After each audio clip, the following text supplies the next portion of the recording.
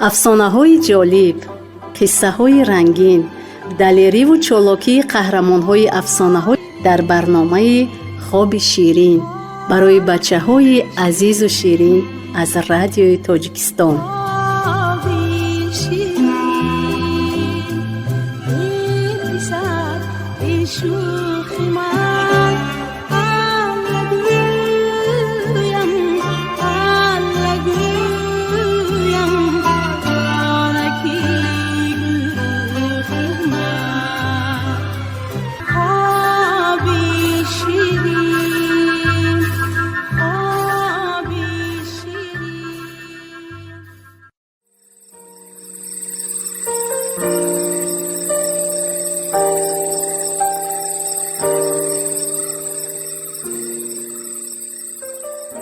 салом набераҳои бибӣ.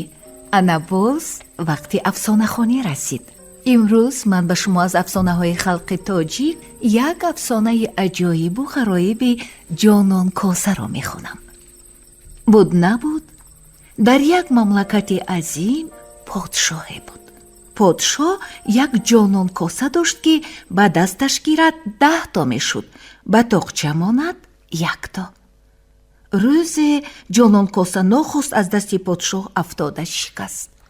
подшоҳ бисёр ғамгин шуду ба тамоми шаҳру деҳоти мамлакат одам фиристода косагаронро ҷамъ карда гуфт: ҷононкосаи ман нобуд шуд. ба шумоён 40 рӯз муҳлат. агар ба ман ҳамин хел коса сохта надиҳед, сар аз тани ҳамаатон ҷудо мекунам. устоҳои бечора зиқ шуда аҷали мо дар дасти подшоҳ будааст, гуфта аз ҷони худ умед канданд. дар байнашон як устои мӯйсафед буд ки аз 7 то 70 солагиаш косагарӣ карда ҳеҷ намедонист ки ин ҷононкоса чӣ хел сохта мешавад. вай бо сари хам, ҳайрону гирён аз кӯчаи шаҳр гузашта истода буд ки аз дари як ҳавлӣ як бачаи ҷандапӯши камбағалак аз пешаш баромада пурсид: эй бобо, шумо як одами мӯйсафед чӣ ғам доред ки сархаму гирён шудаед? эй бачаи нодон, чаро ман гирья накунам ки дар ин дунё 40 рӯз меҳмонам? подшоҳ баъди 40 рӯз ҳамаи устоҳои косагарро мекушад, ман ҳам як косагар. устоҳо чӣ гуноҳ карданд ки подшоҳ онҳоро мекуштааст? пурсид бача. ҷононкосааш шикастааст. ба мо навашро фармуд, 40 рӯз муҳлат дод. ин кор аз дасти ҳеҷ кадоми мо намеояд. эй бобо, гуфт писарак, барои ҳамин ҳам ғам хӯрда мегардед? асло ғам нахӯред. маро ба хонаатон баред, он тарафашро ба ман ҳавола кунед. мӯйсафеди косагар хушҳол шуда бачаро ба хонааш овард. бача устохонаи косагарро аз назар гузаронида ба мӯйсафед гуфт: бобо, устохонаи хуб доштаед. акнун рафта аз сурхкӯҳу зардкӯҳу сияҳкӯҳ якхарӣ хок биёред. косагар 3 харро пеш андохта рафта хок овард. бача хокҳоро омехта 10 шабу 10 рӯз шӯриду баъд дари устохонаро аз дарун маҳкам карда ба мӯйсафед гуфт ки 3 шабу 3 рӯз дарро накушояд. баъди 3 рӯз бача дарро кушода мӯйсафедро фарёд кард. мӯйсафед даромада дид ки 1 то не 10 то ҷононкоса тайёр шудааст, яке аз дигари хушрӯйтару ҷилодортар. мӯйсафед хурсанд шуда якташро гирифта пеши подшоҳ бурданӣ шуда буд ки бача намонда гуфт: бобо, ҳоло сабр кунед. аввал он ки то 39 рӯз буд нашавад, пеши подшоҳ наравед. сони якта не 2 та коса баред. ба подшоҳ аввал якташро бароварда диҳед. бовар ки накард, баъд косаи дуюмро диҳед. усто روزی چیلوم به قصر پادشاه آمده دید که همه کاسگران جمع شدند.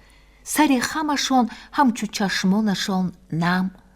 همین وقت پادشاه هم همراه وزیران و ندیمانش از خانه درون برآمده پرسید: خیر کنی کی جانان کاسه مرا ساخته آورد؟ کسی جواب نداد. کی ساخته آورد؟ فریاد کرد پادشاه. من ساختم. گفتم موسفید یک کاسه را برآورده به پادشاه داد. پادشاه کاسه را به دستش گرفته بود که یک کاسه 10 تا شد. پادشاه به جای آن که خرسند شود آتشین شده به موسفید گفت: تو پیرسک این را از کجا گرفتی؟ موسفید گفت: من این را ساخته آوردم. پادشاه گفت: ای مردم کاسه مرا یک تاش شکست، یک تای دیگرش در خزینه بود. اگر آن در جایش باشد این جانان کاسه را استا خودش ساخته است، اگر نباشد معلوم می شود که این پیرسک جانان کاسه مرا از خزینه دزدیده پیش من آورده است.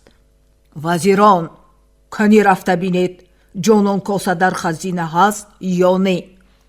وزیران رفته گشته آمدند و گفتند که خزینه را دزد زده است، جانان کاسه را بردند. پادشاه باز هم زیادتر در غضب شده جلادانش را آورانده گفت: ای جلادان، برید این پیرسک دزد را سر زنید که دیگر دزدی نکند و مملکت از دزدان پاک باشد. موسفید کاسگر خندید. عجلت رسیده است تو چرا میخندی؟ پرسیدند از او وزیران. موسفید به پادشاه روی آورده پرسید: ای پادشاه مملکت، در خزینه چند جانان کاسه داشتید؟ من گفتم که 1 تا. خوش، اگر این 1 تا جانان کاسه از آن پادشاه باشد و آن را من دزدیده باشم، انا اینش چی؟ گفته موسفید جانان کاسه دیگر را از بغلش برآورده به دست پادشاه داد. این کاسه هم در پیش نظر همه 10 تا شد. پادشاه و وزیرانش حیران شدند. موسفید کاسهگر کاسه هایش را گرفت و به بغلش انداخته بیرون رفت. او را نگاه دارید، گفت پادشاه.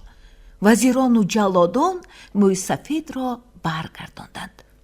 مردم، گفت پادشاه، اینجا سیری هست. موسفید راستی گپ را گوی، تو این کاسه ها را چخیل ساختی؟ موسفید جواب نداد. پادشاه فهمید که کاسه ها را او نساخته است. گفت: رو، کسی ساختگی را گرفته بیا. استوی موسفید به خانه‌اش آمده واقعه شدگی را به بچه حکایت کرد. شما خفه نشوید بابا، گفت بچه. رفته به پادشاه گوید که جانان کاسه ها را پسری استا ناصری کاسهگر ساخت. وای حاضر در خانه من، اگر به شما در کار باشد از پیش قصرتان تا تگی دری حوله من پایانداز اندازید. 1 اسب خوب و سر و لباس فرستید. گوید. پادشاه نام استا ناصر را شنیده گفت: جانان کاسه شکستگی را همان استا ناصر ساخته بود، از او پسر مانده است. این پسر به ما در کار است.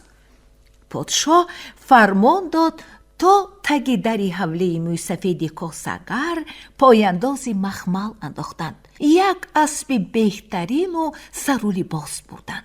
پسر استا ناصر سر و لباسی نو پوشیده به اسب سوار شده به قصر پادشاه آمد. خردرکان عزیز، شما قسم اولی افسانه جانان کاسه را شنیدید. ادامه این افسانه را پگاه در همین وقت و ساعت میشنوید.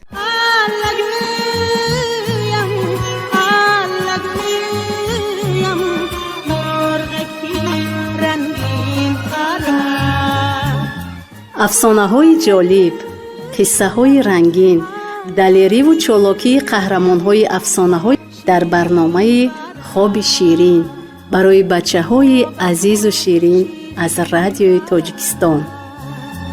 پا به پا شیرین برم